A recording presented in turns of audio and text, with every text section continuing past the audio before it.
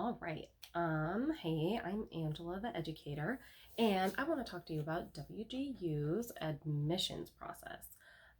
So I'm gonna have to really rewind on this one for everybody.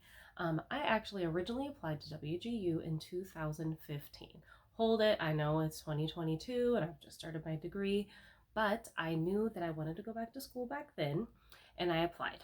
So I was going to be a high school social studies teacher at the time, and they evaluated my bachelor degree transcripts and said, hey, you need 4 more classes before you can even start the master's program here.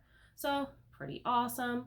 I enroll in, I think it was like Sophia Learning, and I start all my classes. I get 3 of them done before finding out that I'm pregnant.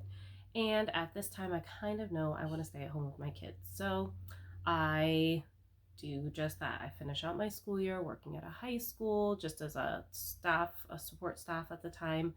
And so fast forward 6 years essentially. And I have now decided that it's time for me to go. It's time for me to go back to school.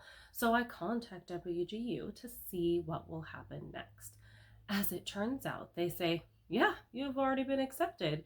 If you're still doing the social studies to high school teacher, you still need to submit proof of the 4 extra classes. By then, I had actually decided that I wanted to do elementary education.